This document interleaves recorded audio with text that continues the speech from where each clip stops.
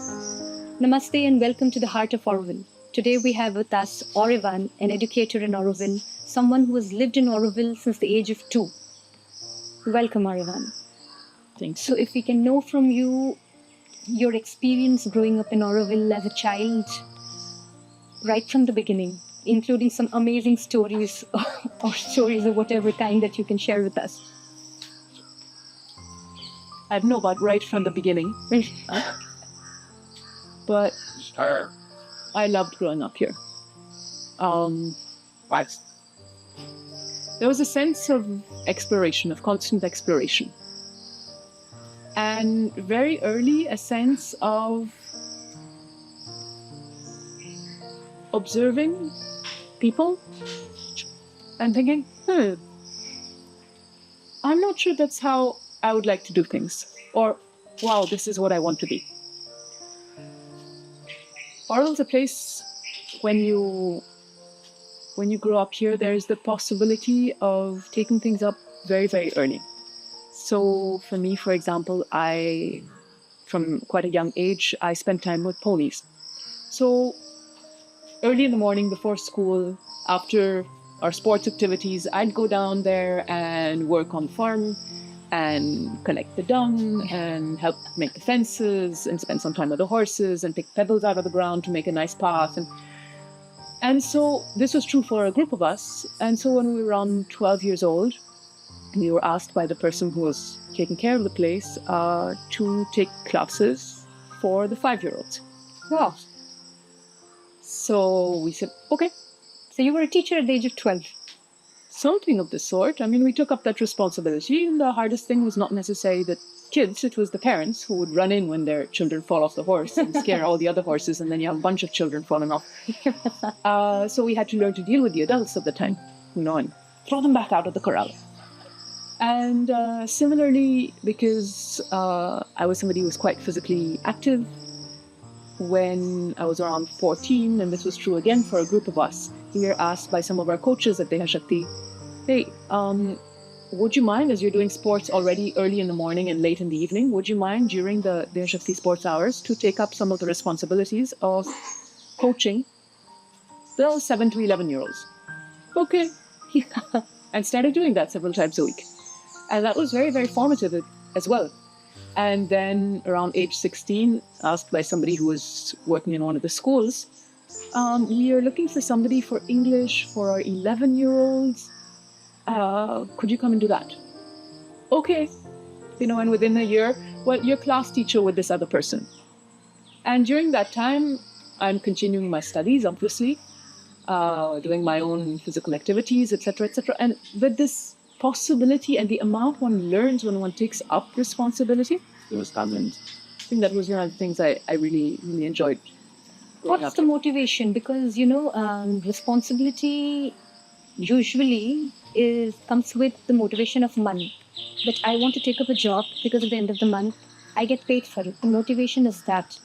And here, I don't hear anything of that kind. And right from the age of 12, and then progressively, then again, you were teaching 5-year-olds, and then you were teaching 7-year-olds, and then from ponies to Deha Shakti, it's the physical education, and then English.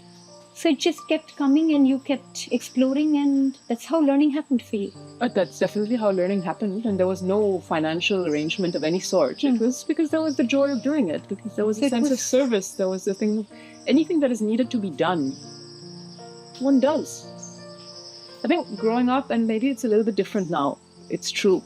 But for the group of youngsters I grew up with, and at the time we were growing up, this question of money was not coming in. True. We had enough in terms of we didn't have a sense of scarcity. Mm-hmm.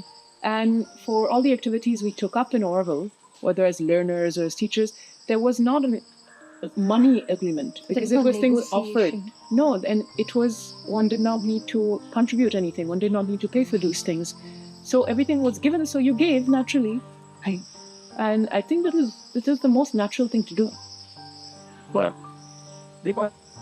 sounds interesting. So that brings me to the next question, which I always keep asking you whenever we have a formal conversation about the debt services.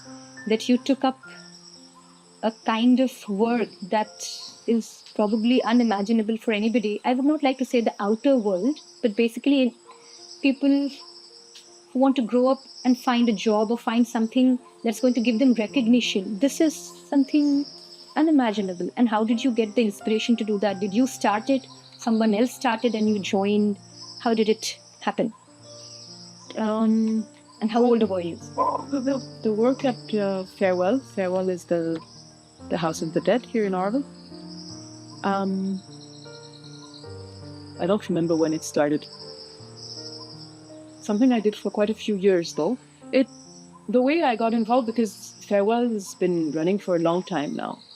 The way that I got involved was around the time when, at the school that I was at, in last school, we had one of the students who said, we don't spend enough time talking about Auroville and looking at what is the raison d'être of Auroville, why Auroville.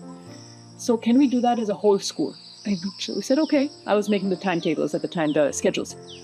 So we said, sure, every Friday afternoon, let's all together, students and teachers, gather around the topic, why Auroville? Knowing that under why Auroville, any topic can come. So I don't remember how we started, but somehow, and this is true many times, when you leave the discussion open with teenagers, the question of what is life, what is time, what is death, pops up. And if you're ready to explore it, one can really explore it. So, in this school, we often explore it through literature, through poetry, through discussions, all sorts of things. But this time, after doing that, we invited people from Farewell Services, so at the time Susie and Michael, to come and walk us through the practicals as well. And it was around that time that the possibility of starting, or the clarity that it was needed to start a cremation team, to have a cremation team of Auroville, came up. And so a few of us, there were a few students of the school as well, decided to get training. So we invited a team who had done this before, and we got training. We made a little dummy and built the oven and cremated our dummy. And from that day onwards, we started. But that's the cremation. That's the cremation part. Yeah, and you also go when there's death, you recover, or you find a body and then you clean it, and then this. And so the team at Farewell is a larger team, and there's a team dedicated to that. I used to be as part of the backup for this. But yes, it's one of the works. I think what is very interesting in the context of Auroville is that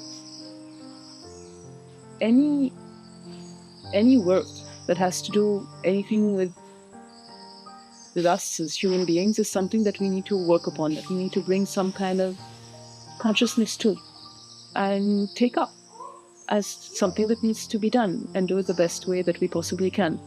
So all the students who were taught, or not taught, basically given an induction of how to do it, they all actually did it? Well, some of them took it up for a while, others moved on. It's something also that I'm no longer part of. But it's an interesting experience. It's a beautiful, beautiful work. Very beautiful work. And so you were an educator? Yeah, I guess. I've worked in schools most of my life. More recently, a bit more in the administrative or the dreaming part of it, what could be possible in terms of education. So we will definitely now come to the dream part of it. So if you could tell us how it has been and what do you want it to be, or how do you see it to, develop into in the future, education in Auroville? I think like many, many things in Auroville, it's been 50 plus years. And there's been a lot of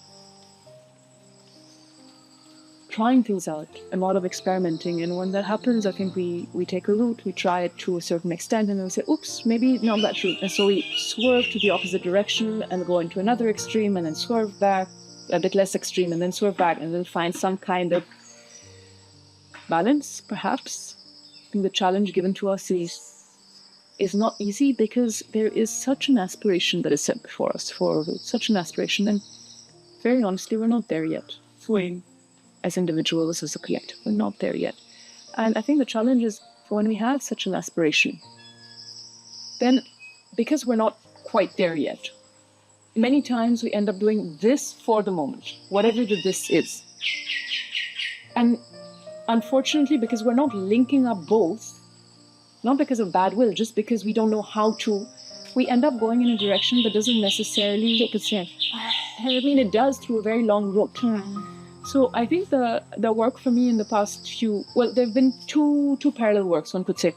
One is, as a teenager, I was already very curious because of the experiences I had had about education in Auroville. And when I found a place that I could really grow, which was Last School, the question came, or the necessity came to start to look at it as a fact that there is a generational shift happening in Auroville. And what are we going to do about that? Because I have this incredible, at the time I was 60 or people, these incredible people who can give me so much and are just there and offering it. But what about in 10 years? What about in 15 years? What about in 20 years? Who's going to take this up?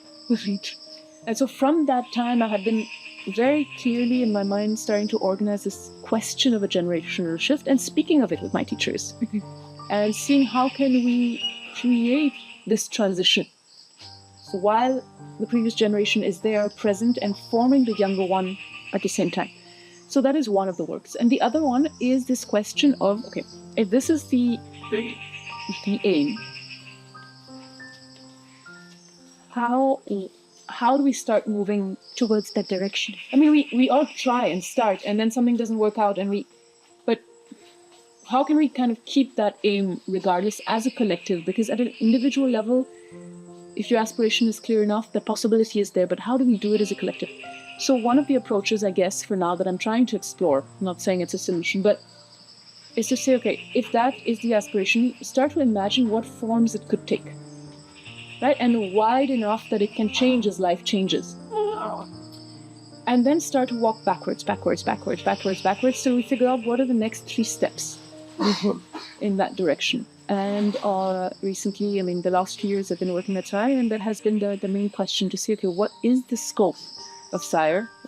We just take the name, it's almost like a mantra. It's Sri Aurobindo and everything that he means and everything he brings to the world. International. I don't know how much we've worked on that. Institute, and that word is almost a word that we seem to be afraid of because we're afraid of this institutionalization that becomes empty of life and meaning. But an institute is a collective that becomes a thing in itself that continues regardless of a generational shift, regardless of the individual that is sitting there. So it's so important. So Sri Aurobindo International Institute of Educational, and this is something we've worked on, all sorts of forms, but again, formally, mostly around school ages. Informally, there's been a lot of work towards constant learning. Yeah, this sense of an unending education is something very, very alive in many, many people here, I think. So, but how do we capture what has been going on and bring it together so that we can actually see what we've been exploring in terms of education and then research? And research is a challenge because we tend to perhaps mix up a little bit experimentation and research because experimentation has been there. And a seeking, a quest, that kind of a search also has been there, very much alive for many, many in Auroville. But what is understood in the world as research It's also documentation. is documentation, exactly. And doing an experimentation without documentation is not research. Yes. It's experimentation, but then what? So this is one of the things we're trying to figure out, and not just by kind of copy-pasting what is done elsewhere, but trying to figure out how do we capture what is ongoing in Auroville, the research that has been there, this quest, let's say, that has been alive, how do we capture that and find ways to formulate it into these research questions, into these findings? How do we put that together so that it doesn't sound hollow by the end of it, but that is a reflection of what has been the journey here, because there has been a journey here. So you've just now started a research desk and work has started.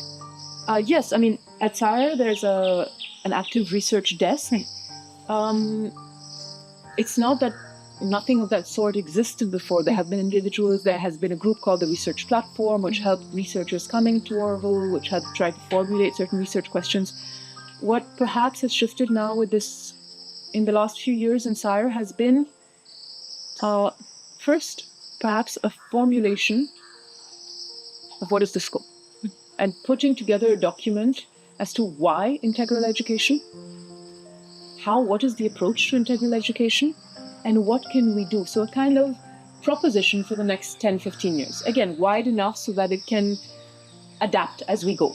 We don't want to bind ourselves in our own stupidity of the moment. And research has been a big one.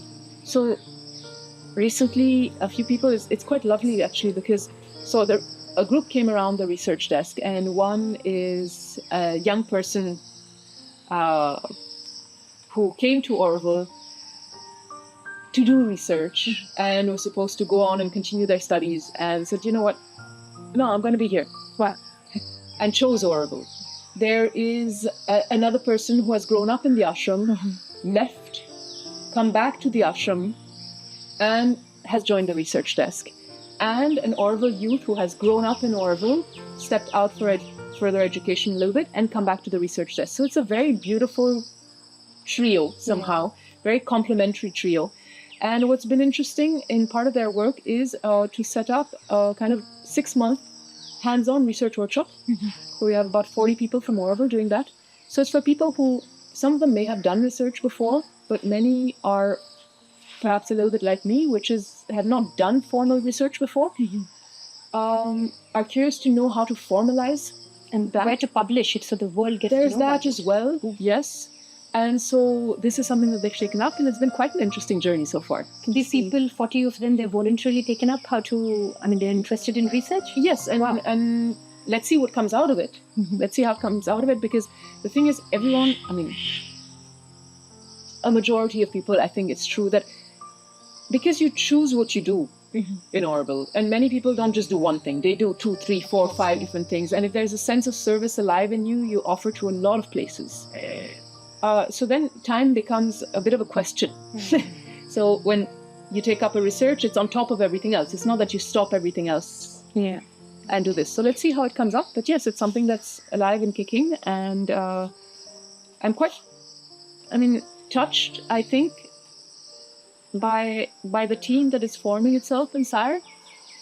Because there is really, it's not been easy years recently, definitely.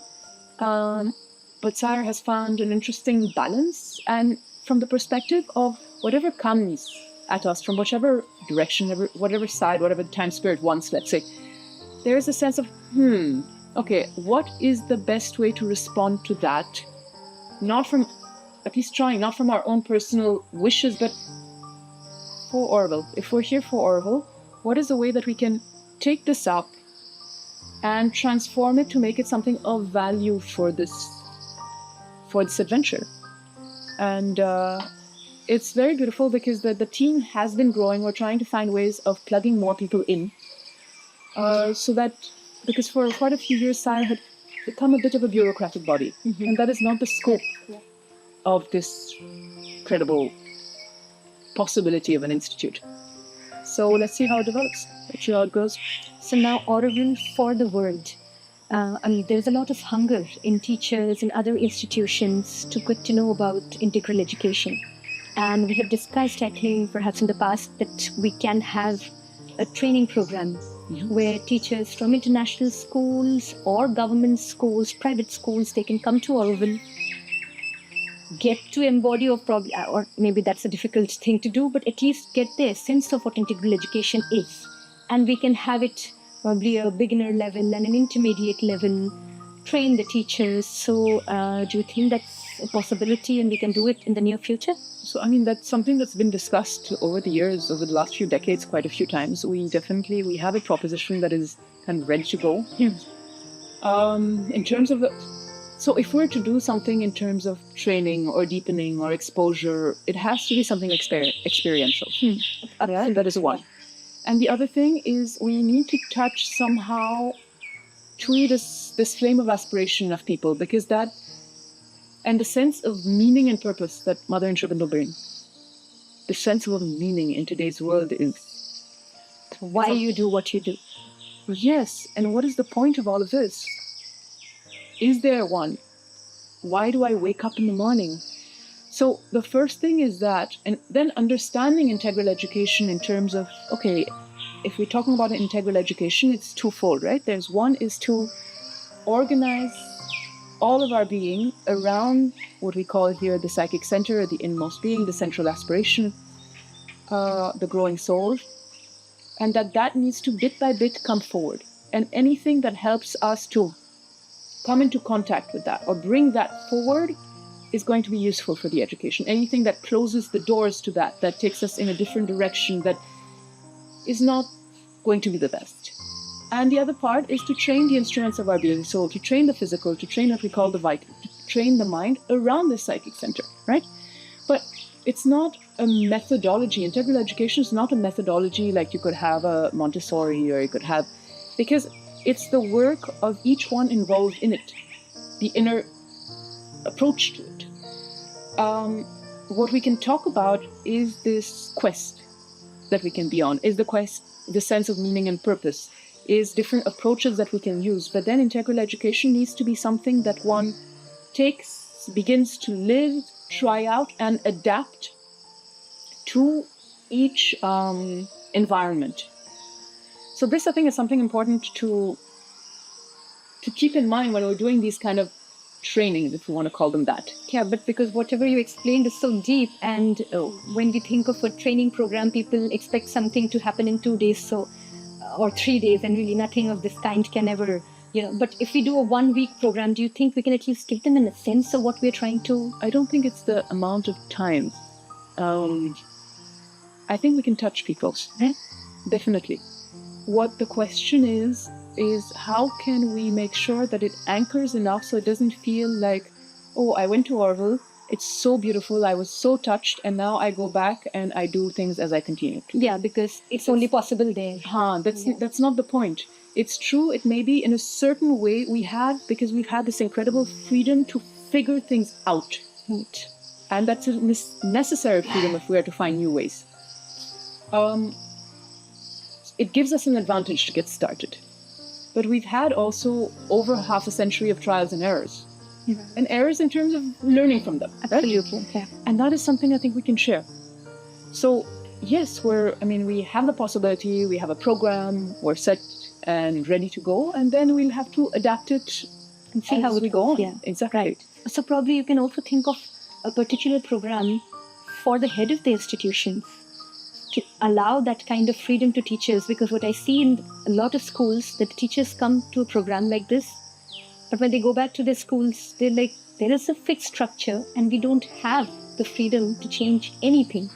And this is, I think, where we need to start to enter into, it's not just heads of institutions, it's also the entire educational policy. Right. So there's been, definitely the national education policy is very, very interesting and very forward-looking in terms of a national policy for really anywhere in the world. It's very inspiring. Part of the work at SAIIER has been to write a kind of response to that, in the sense that in the national education policy, and perhaps because of its role at the national level, this inner search that is so alive regardless of religion, background, etc., here in India, is hardly touched upon. And this is something that, if we talk about an integral education, that has to be at the center. The first necessity is the inner discovery. And so we put together a document called the Integral Education Policy 2025 as a kind of response to this NEP, to see what could be Auroville's role in terms of finding ways, finding solutions, proposing practical approaches to the next step. Because we don't know what the world will be like in 5 years, in 10 years, in 15 years. We know it will be challenging. We know, and now, it's quite fantastic with the way AI coming in and throwing everything that we knew of the education system out of the window. We know it has not worked for decades. We still do it. But the trouble is, even with what some of the most forward-looking things of the national education policies, of the approaches, finally we end up testing our kids in the same way, right? You change your schooling, and the priority finally is that you need to sit down and pass an exam that measures little to nothing. Except perhaps your capacity to work diligently.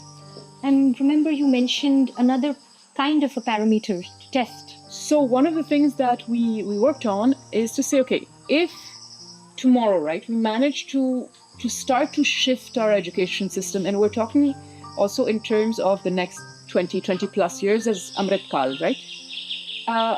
If we were, and it's not going to be easy, but to able to start to make those differences, at one point we will need to find a new way of evaluating things. Yes. So what can we propose from what we have learned over the last 50 years here in Auroville? What are some of the things that stand out? And one of the things that we noticed that really, really stands out is this kind of sense of challenge and taking up challenge and the joy of challenges, right? And enthusiasm in the face of challenges that has been true for many, many of us growing up. It was just part of our education. And it was challenges that we chose. So then we sat down as quite a varied group of people. We sat down and said, okay, if we were to dream up an evaluation system, what would it be? What would be the yes and the no-nos? So in the no-nos is not another board where you sit down, and because we have enough of those, right? So that's a no-no. A yes would be, it would have to touch upon each of the parts of the being. So the physical, the vital, the mental. And it somehow needs to be organized around a central aspiration. Otherwise, we're developing these kind of beings that have these different faculties, but they have not the sense of alignment. They don't know where they're going, how to build themselves up around a solid center. It creates very scattered beings. And we come up with a proposition. Okay, so the proposition we've called for now the Triple Challenge Framework. Mm-hmm. And we're trying it out as case studies. So the idea would be that in your so-called secondary education, schooling, so as a teenager, you take up 3 challenges in the body, 3 challenges in the vital, 3 challenges in the mind. So 9 challenges in total over 4 to 5 years, mm-hmm. right? But not challenges proposed by a school or a board or a schooling system. Mm-hmm. Challenges that you choose yourself. Mm-hmm. So tomorrow I might say, you know what, I want to run a half marathon. So I state that challenge and I start to log. What is the training that I do, by which date I will do it, pass it. And then it's evaluated, self-evaluated, peer-evaluated, evaluated by teachers and perhaps, a professional in that field, and then some kind of a board that we can put together. And so we start to have these portfolios that get built up, right? And say, okay, I planned to do this half marathon, and for some reason I didn't make it. Does it have to be a failure, or can I reiterate a new challenge and use this failure as part of my challenge, mm-hmm. right? So this is something that we've proposed. But of course, if you say you want to try this out, what becomes really interesting is you can't ask a 13-year-old, okay, now choose your challenges and test yourself. Mm-hmm. If they've never been asked to make choices in their lives. Mm-hmm. So we have to backtrack. And this is something true of Auroville education quite strongly, almost throughout our schools, is the capacity to make choices. At a younger age. At a younger age, right? The possibility and the capacity to make those choices. So if at kindergarten level, we know that teachers, they keep a note of how the kids are doing in terms of motor skills, fine motor skills, social interactions. They're keeping track of that, not necessarily telling the kids, right? But at that age, it's being kept track of. So that is passed on. And then in the primary school, right? If we say the early primary, so the 1st to 3rd standard. During that time, the school can organize itself that the kids go through at least 2 challenges in each of these fields that the school organizes. Mm-hmm. Let it be simple. But it's introduced to the kids. Mm-hmm. Hey, we're going to take up a challenge. Okay, we're going to do a play. And the play is going to go like this and this and this. And you propose it as a challenge because at that age, kids love challenges. Oh, yeah. They love it. So highly motivated. Exactly. Yes. And they work so hard, right? And so you propose these challenges. And the kids start to take it up as challenge. Yes, what challenge are we doing this year, right? And then by the next 3 years, you could say, so it's suggested right now, the timings, but from 4th to 6th, for example, say 4th to 6th standard, then the school again proposes these diverse challenges, but now each child has to make sure that they cover at least 2, but there could be more than 2 proposed, mm-hmm. right? In each of these, so in the body, in the vital, in the mind. Right. And if there's a child who is doing something, we consider extracurricular, out of school, and says, instead of doing the proposed long-distance race or competition, physical trial in the school, I would like to take up what I'm already doing. Okay, I want to take up Kalaripet. And do something linked to that. I'm going to speak to my masters in Kalari and see what they say and how they advise it. Somebody else is learning an instrument and says, this is going to be my challenge around this musical instrument, right? So you start to have the possibility for those who are ready and those who are clear to take up their own challenge, right? So by the time you're in, say, 7th, 8th, the school is proposing challenges, but at least one of the challenges you have to come up with yourself and decide yourself and create yourself. So by the time you're 13, 14, you're trained in this. And one of the things that we know that we will be needing in the world of the next few years is a sense of agency. Yes, absolutely. Is a sense of flexibility, adaptability, what you call resilience, these rising skills, getting up. And that comes from what? The sense in our language here, it would be the sense of progress, the joy in progress. And that cheerfulness, which tends to be so underrated. Yeah. Right? The sense of cheerfulness at what the world offers you. So, yeah, these are some of the projects that, I'm quite enthusiastic I see about. You absolutely, there's a shine on your face when you're talking about this. Thank you so much for discussing these possibilities, and we hope that all your experiments lead you to what you said is the aim of Auroville, and not through a difficult path, but to a very direct path. So it was a lovely conversation. We will see you all again in our next episode. Namaste.